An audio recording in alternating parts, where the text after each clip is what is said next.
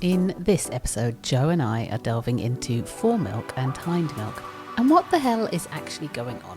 Why are new mums being told that their milk is watery or that first bit of milk isn't the good fatty stuff? We talk about high sugar milk, high fat milk, the hot water tap analogy, milk ejection reflexes, the 6-minute feeder, and why the old 20 minutes on the left and 20 minutes on the right advice has left so many mums confused. If you have ever wondered how many milks you have and when you're supposed to swap sides, this is the one for you.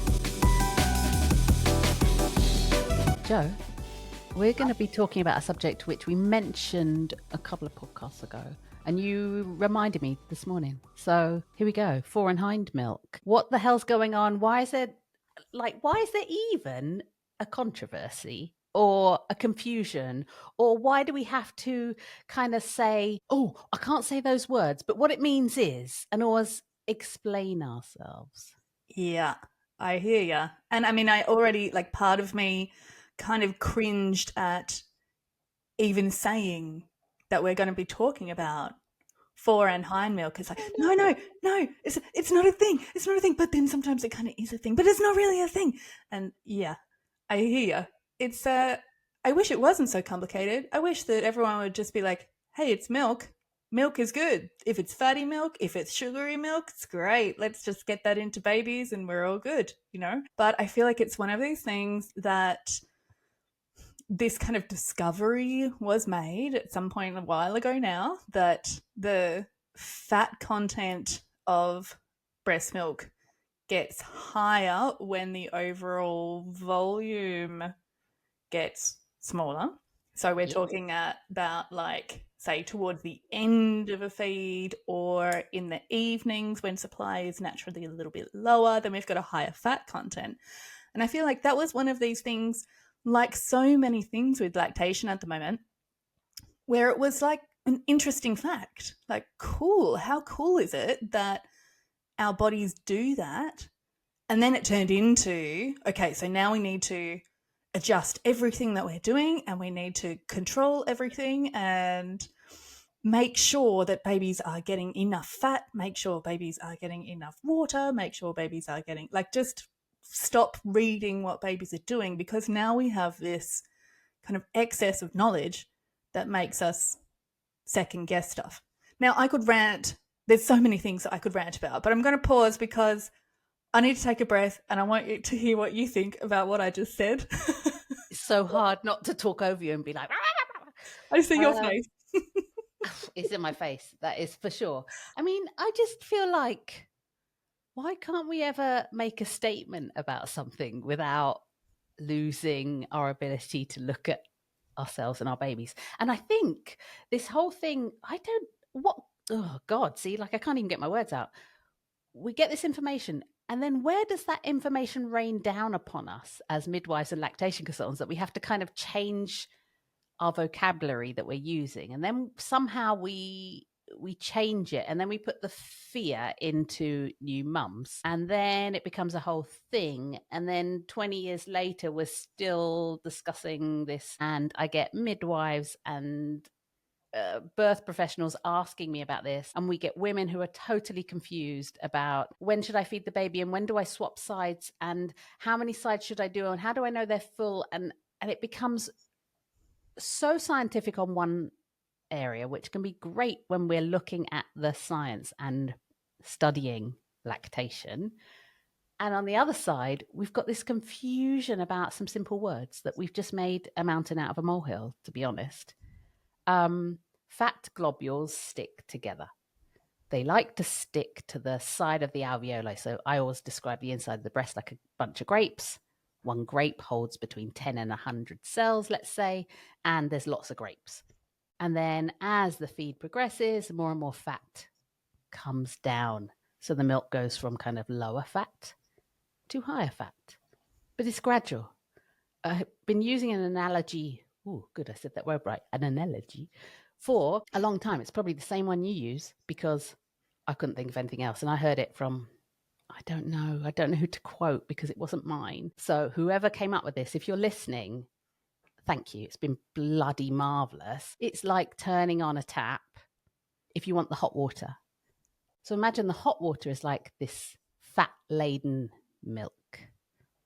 And at first, you get a bit of cold. Then it gets warmer and warmer and warmer, and then it's hot. And if you leave that tap and you go away and then you're going to do the washing up from lunch to dinner and you've left it a few hours, you're going to turn that tap on again and there's going to be a lot of cold water before you get to the hot. However, if you suddenly see your dog bowl and you think, oh God, I forgot to wash that 10 minutes later, you turn on the tap and there's probably still some warm water already and it gets hot quick. And I think it's a great way of thinking about it. I have never heard that. That's freaking amazing. I'm going to use that all the time. I know. Once you've heard it, you can't think of anything else because No, it's just no. like that makes It totally utter makes sense. Yeah, yeah. So I'm sorry I can't quote. It was not me who made that up. I would love to say I was clever enough. Someone will tell us. Someone, if you're out there or if you know the person, let us know. So because I've pinched it because it's brilliant. Yeah, it is brilliant.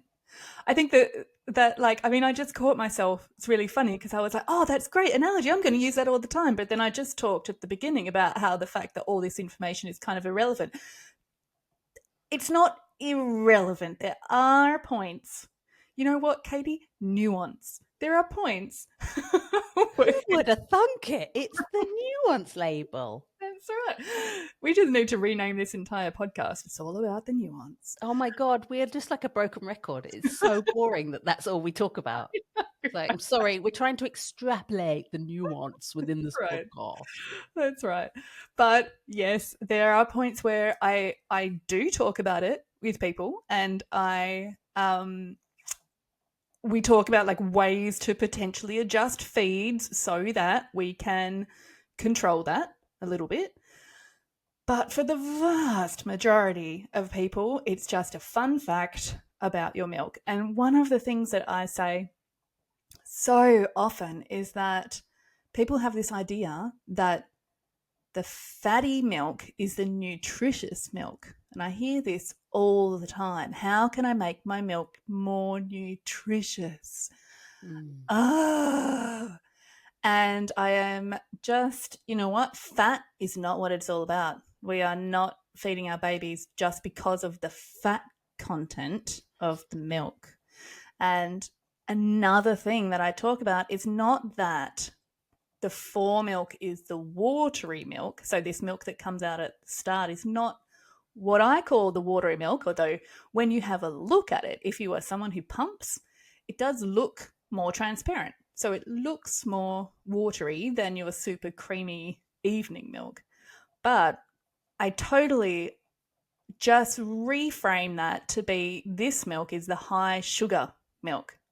And if we say, okay, this is high sugar milk and high fat milk, we know that high sugar milk, like if we all eat sugar all day, every day, we're all going to be growing no problem at all. And babies that are having a lot of sugar and not a lot of fat will thrive. They will. So this would be a scenario where someone has got, say, an oversupply, and this bubba is just having like Foremilk, having high sugar milk very frequently because it's digested very quickly. They are taking in a lot of volume. And what we see is that these babies at the end of a 24-hour period end up maybe taking, say, 1,200 mils of milk. At the end of the day, they end up with the same overall amount of fat, but it was kind of a bit diluted. So they end up with a lot more milk, more water, more sugar, more all of the other amazing stuff, so that they can regulate how much fat they end up with at the end of the day. So these babies, as long as we are reading what it is that they are telling us, that we are swapping sides when they want to, that we are not controlling the amount of time that they're staying on each side, that we are feeding on demand, that as long as we allow them to tell us what it is that they need, then these babies still do fine. I have caveats, but of course, still do fine. We can have babies who are taking in too much sugary milk, but that's another episode. We're not talking about those. We're talking about the ones within that lovely normal bell curve that otherwise are healthy and bright. And I think this, I mean, there's so many things. My brain, right, let's structure this, Katie. I know. I think the big thing that when you're brand new to breastfeeding, as in you're pregnant, you're learning about breastfeeding, is there's this assumption that they're two different milks. Yes. And off the bat, you already said it's the same milk. And I think that can also get confusing because we talk about colostrum. We talk about there's a transitional milk after a few days, and then you have your mature milk. And then we talk about fore and high milk, and it's like, what? Is there 3 milks? 5 milks? How many milks have I got? Also, you're learning this probably at a point where you're very tired and being woken up in the night, and then you go and have your baby and you try and remember what anyone's telling you. Right. So it can be really confusing. And then comes in the point of, when should I change my baby? How long should I leave them on this breast? And what's everyone else doing? Right. And after 5 minutes, it magically switches from watery milk to fatty milk. So we've got to keep them on for longer than 5 minutes necessary. Sure. Yep. So this, that's like 4 points we need to discuss there, because in terms of a letdown, how long does an average letdown last? Or milk ejection reflex, how many do we have during a feed on average? Well, God, one of us needs to be keeping points. And what's the average amount of breastfeeding boobs per session? So let me start backwards, because I think it's those. Because there is some research that looked at that. And what I love is that a third of all babies will change throughout the day. So they might have 2 breasts per session. They might just have the right one for a couple of feeds during that day, and then the left, and then have both breasts in the morning and the evening or whatever. And then there are other babies who will just take 1 breast per session, and other babies who will take both breasts per session. Goodness, Joe, why could that be happening in terms of the capacity of our breasts and the differences? What an excellent question, Katie James. Well, no one breast is identical to the other. Can you believe that? Oh my goodness. After all the thousands of boobs we have seen. I know. So all boobs are different, and also each boob for each woman is different. My left is different to my right. My left has got a different number of milk ducts, probably, but different amount of alveoli than the right does. Everyone is in that kind of scenario. And some people have got what we call a greater storage capacity than other people. And this has got nothing to do with the size of their breasts. So a lot of women are making a huge amount of milk when they've got really quite small breasts that have got a large storage capacity, is able to actually hold a lot of milk in there. And that's why someone who is in a hospital and they are surrounded by, let's say, 6 other breastfeeding mums, if they are all being told we need to breastfeed 20 minutes on the left and 20 minutes on the right, and then we make sure that those breasts are empty, the baby is full, they're getting enough fat to grow. The thing is that this is like stuff from the 50s that's still being talked about now, 75 years later. Right. Clearly, you've got, 2 weeks later, you've got one woman who's feeding one side only for 6 minutes, and their baby's completely satisfied.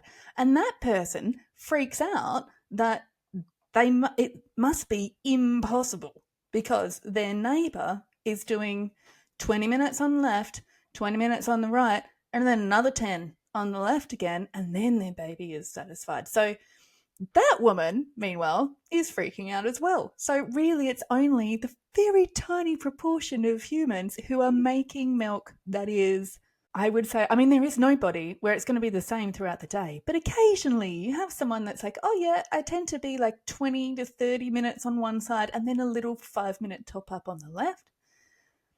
That's really rare that we've got people that kind of follow that predictable. I just see them, like, the variation is massive. Oh, completely. Absolutely. And it's just laughable that we're still talking about this, but it's also not laughable if you're a new mum listening to this, or a new midwife. the reason it's laughable to us is because we've been hearing this explanation and knowledge about this for 20 odd years now. So we're laughing the fact that we still haven't changed in how we give this information. So storage capacity. Yep. Babies will feed different lengths of time and different number of breaths per session. Yep. Normal. What about, you did touch on it briefly, what about a milk ejection reflex? Because you just talked about the 6-minute feeder. Yeah. And I think this is a perfect opportunity for us to talk a bit about milk ejections, which we both love talking about. We do. We're such shadows, such a geeky. Oh, I love to talk about milk ejection. I've looked at the research papers, and you know what? There tends to be 4 patterns that most women around the world have. I think that's freaking amazing. Like, we're so diverse and different from all our cultures and continents and what we eat, what we're grown up with, our genetic background. And yet there tends to be 4 major milk ejections. So what that means is when the breast is kind of squirting the milk out down to your baby's throat and they swallow it. There is a more scientific way of discussing that. But what happens is the breast is not continuously pushing milk out. It will have an ejection, and then after a while, it have a pause. And there are these patterns where some women have most of the milk that comes out within the first 6 minutes, actually. And then they might have another milk ejection, and then probably for those women, most of their milk's out. But then there might be some other women who have like a milk ejection, and they have 4 of them pretty consistently, and they kind of have average amounts in each of those milk ejection reflexes. So this is what I mean by pattern. Yeah. Yeah. And look, I do think that this kind of scenario where you've got the baby that is maybe only having that 6 minutes on one side.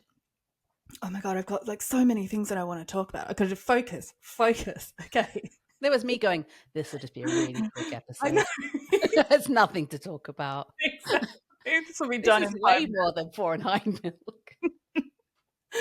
So this baby that is having the 6 minutes on one side and then done, I would say that absolutely this is a scenario when, if that is repeatedly happening, if every feed, even the evening feeds where we know that milk supply goes down a little bit naturally for everybody, if in that scenario that baby is still having very, very short feeds, like let's go say 4 to 7-ish minutes on one side only, what I would expect to see, and this is a result of a baby having a lot of high sugar milk because there's a lot of volume that's coming in, what I would expect to see is a baby who is thriving, absolutely stacking on the weight, doing amazing. But I would see a baby who also is probably pretty grumbly and probably like their belly is having a rough time. There's a lot of gas going on, a lot of sugar fermentation. I always think about it like it's kind of like it's fermenting in there a little bit. Yeah, I do too. That's lovely. So also, like I mentioned before, this high sugar gets digested very quickly, so they get hungry again quickly, even though they were so full, potentially to the point that they actually are starting to have reflux as well, right? And so now they've got like pain up in their esophagus, they're spitting up quite a lot. There's all this evidence that they're taking in a lot of milk, but they're hungry frequently. And then when they eat, now they get a sore belly again, repeat.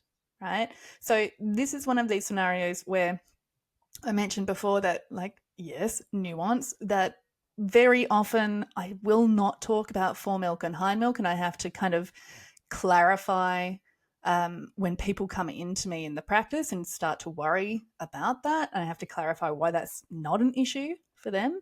But for somebody who has got a really strong supply where, like, linking this to the letdowns, that's usually someone who's having just one milk ejection reflex, having all of that kind of stored milk just pushing into their baby, a lot of sugar, that baby is struggling. So that is really pretty much only scenario where I will talk to that mama about the sugar content, the high sugar content of her milk, and how we can potentially start to adjust that. Usually what I would also see is that poo of that baby. There's a lot of explosive poo.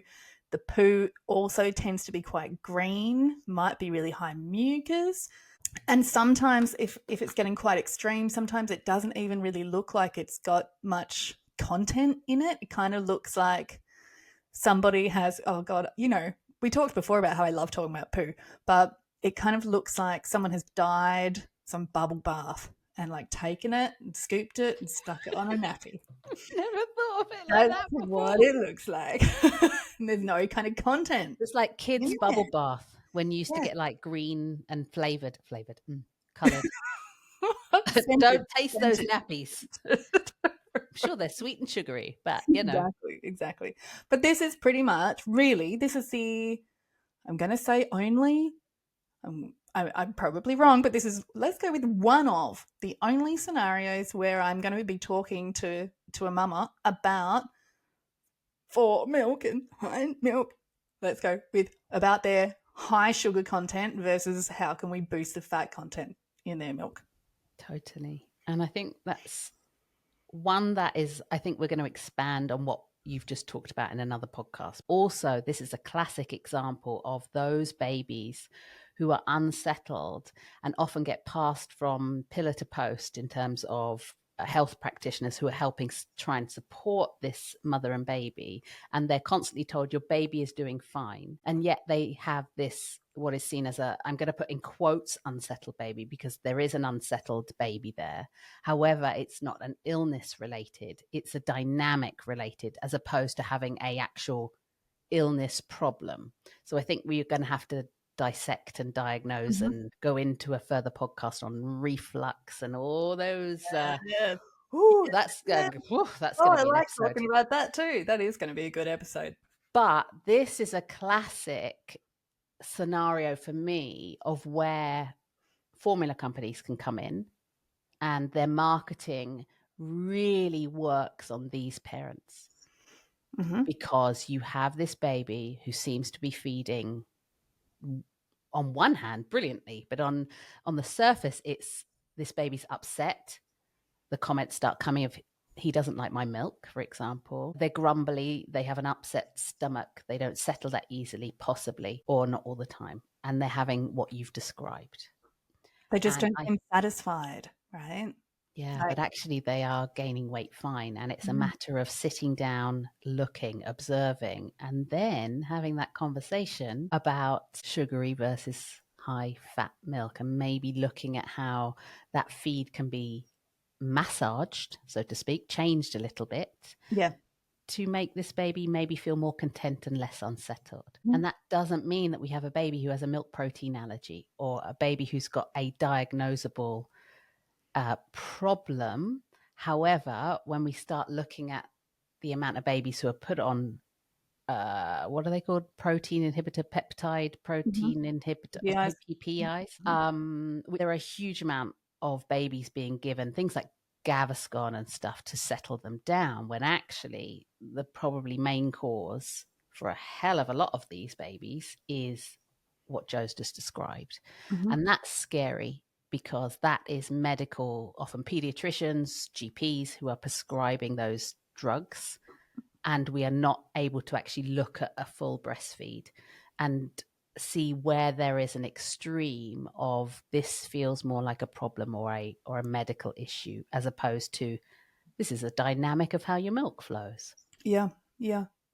And look, I just think as well that it's incredible to me that as women, highly educated women who have grown up through a variety of educational institutions, that we all did not know about our bodies, that we have these like milk ejection reflexes, and that there's multiple of them. The number of people, actually, I'm going to say everybody. Let's go with everybody. 99.5% of the women that come to me for the first time babies did not know this, that we have multiple milk ejection reflexes, and that there is a way that we can kind of tweak stuff with a little bit of help, making sure, of course, that babies are never stressed in the process. I want to put that out there. Number one, let's make sure babies are fed, babies are not stressed, mums are not stressed. That's the goal. But we can tweak stuff. Like you said, we can massage things a little bit to make it easier for everybody, right? And I suppose that makes me go, that's what I was just scribbling down because there's so many thoughts in my head right now. Why are we even teaching, if we still are, and I think we must still be teaching in antenatal education programs about fore and hind milk? And why are we not teaching about milk ejection reflexes? Mm-hmm. The hormones that cause it, the hormones that stop it. That's also a really good thing to teach about because adrenaline and cortisol come in quite easily with stress, and there's quite a lot of stress around a postpartum woman. On my list of things to talk about, we're going to be talking about stress and anxiety. Why are we not teaching the functioning and the physiology rather than creating confusion around what bloody types of milk we have when we just have one milk, really? For me, antenatal breastfeeding classes were for such a long time, and I think they still exist like this. There was a structure we were given, and it was like, right, talk about all the benefits of breastfeeding for the baby, all the benefits of breastfeeding for the mother. Talk about the types of milk, colostrum, transitional, mature milk. Then talk about like how the milk changes throughout a feed. Positions. This is all I get told. Of course, positions as well. Like that's then the rest of the class. And that's it. Mm-hmm. And, my big thing is, take Australia.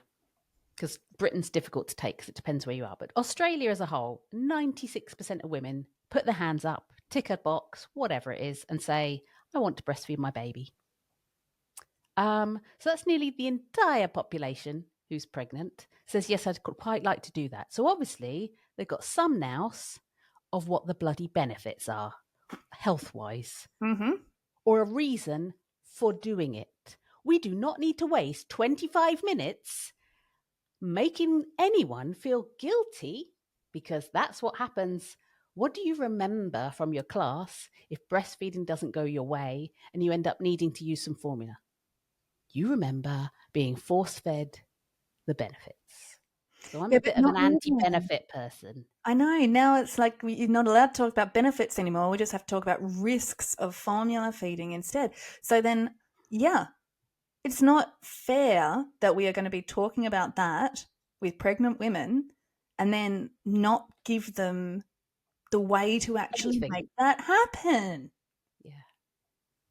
That's, yeah. Sorry, I went slightly off topic and I want to bring you back on. But I just thought it just feels such an important point. Like, let's talk about milk ejection and physiology. Mm-hmm. One, because it can be super interesting, and two, because bloody useful. Mm-hmm. I think that this potentially came from this idea that you have to empty your breast before you change to the other side. And what percentage of the breast is emptied from a breastfeed? Well, how much is left? A breast be emptied? No. So no, it can't. There's always going to be some left in your breast. And it's probably it's about 70% that we can take out, that a baby takes out. But, you can't count in all the babies. That's just from some research. Oh, nuance? Yeah, I hear you. So 2/3, 3/4 even. Let's do some maths, Katie. 3/4 might come out. It's going to be a little bit left over. Mm-hmm. Mm-hmm. And then, you know what? You've still got blood flowing around your body. It keeps filling. So, keeps filling. You know what, seeing as we have already spoken about one amazing analogy today, the other amazing analogy that I use is this idea that we never worry that I'm going to run out of saliva. Have we talked about this already? No. Never worry that I'm going to run out of saliva. Now I feel like I've got a mouthful of it. Now I'm really dry, actually. I need to the water today. Well, perfect example. I mean, you've got your water in front of you. I don't have my water here. Funny that. So people don't talk. Are you going to run out? Do you need to go and go to the saliva factory? This is I'm sorry, this is vomit worthy for anyone who's got a real thing about sputum. It's all right. We talked about bubble bath poo before, so I think we're good. That's far nicer. How can you even equate that? This is like, you can talk to midwives and nurses and they're fine with all the gunky bits, apart from sputum. Really? So many of us that have a real thing about like, oh, I can't go there. That's nails on a blackboard for so many health professionals. Yeah. I've got nothing. Give me all of it. People are now am ready fast for all of forwarding to the end of this podcast. Well, let's talk again about saliva glands. But it's a brilliant analogy. Yeah. Carry on. Yeah. And I am like, you know what? If I smell pizza when I'm hungry, I produce saliva. There is like a trigger that happens in my body that causes saliva to come pouring out of my saliva glands. And if I have not had very much water, if I'm super dehydrated, then maybe not as much saliva comes out. Maybe it's a bit thicker. It feels a bit thicker, right? Sorry, Katie. But sort of describe the consistency there. Thank you. It's so weird that you're fine with talking about like secretions from a breast, but not secretions from a saliva gland. So like, and a bum, like anywhere, nose. Well, not really nose. That would freak me out as well. Ears. No, I don't really think about that. Oh, I'm having you get my vibe, all right? I can. It's awesome. I'm going to use it in small doses. That analogy. I'm not going to describe the consistency. Just the concept that nobody worries that we need to potentially refill your saliva gland or wait a particular amount of time until it refills again. Like, it's not a thing, right? Where does that saliva come from? Like, it comes from the bloodstream, right? And then it goes through the kind of membranes that it's a similar, obviously it's not the same, but it's a similar kind of process. So if people are not worried about consistency of a saliva and they're not worried about the amount and that they're going to run out, let's not worry about making sure that your breast is empty, making sure that you leave enough time for it to refill, all of that kind of business, right? I think that helps to explain a lot. And if we could actually just teach that 1 minute in a prenatal breastfeeding class, I feel like we would be fixing a lot of anxieties before they pop up. Oh my God, that is so genius. I love it. It's brilliant. I agree completely. Wow, great. So much out of this episode today. I'm quite amazed, actually. I know. Yeah. Is there any tiny bits? Have we forgotten anything? Oh, I do have something. About like when it's really, really hot, right? And about babies that are, let's say it is 45-degree Perth summer and your face. Where I grew up, the babies are just hanging out in a nappy all day. Everyone is just hot and sweaty all day. Question for you, Katie. Do you feel like having a roast dinner that night, or would you like to have some watermelon? Tough one for me. Also, I'm a Brit, and you know that Brits like to go to certain places in Spain. I've seen them. And it's 36 degrees and they're eating a roast dinner. But we'll avoid those people. I would prefer a watermelon, maybe a fruit. Great. Prawns on the barbie. You see where I'm going with that. Of course I do. Sorry for being facetious. No problem. So our babies are the same. Our babies in that scenario, they want to stay hydrated. So they potentially are going to come to a breast, have a little bit, have that high sugar, high water content. Once it starts to get fattier, they don't want it. They come off. Now, do they come off because they are full, or do they come off because the content of the milk is not what their body wants now?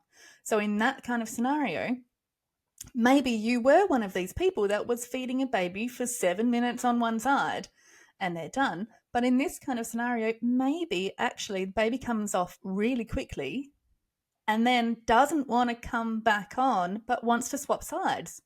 And you haven't swapped sides for that baby in like 3 months, 4 months, maybe since 2 weeks postpartum. You've always just fed them on one side only. Middle of summer, suddenly they're having feeds that are much shorter, and they want to swap sides because they want high sugar, high water on one side, high sugar, high water on the next side. So for me, again, this is just a reason why we have to be able to read our babies. If they're coming off and you continue to try to put them back on, they don't want to. But they're showing signs that they still want something. Right. See Don't if be they're scared. interested. Right. Exactly. And then we have scenarios, the same thing, but in reverse, where you have a baby who potentially, I mean, often in my clinic, I have parents that are kind of half lying back on the couch, both boobs out. Let's put the baby vertically in the middle and let's see where they want to go. And if we have got a scenario where there's no kind of tightness or asymmetry with the baby, then very often that baby is going to gravitate towards one side that smells fattier or one side that smells more sugary.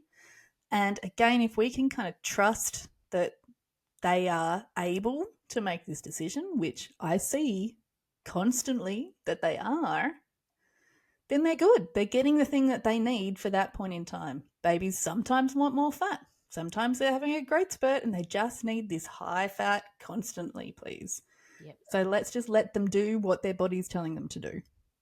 Yes, absolutely. Ah, so refreshing. Isn't it? Like watermelon. Oh. Well, it's wintry here now, so I don't know watermelon.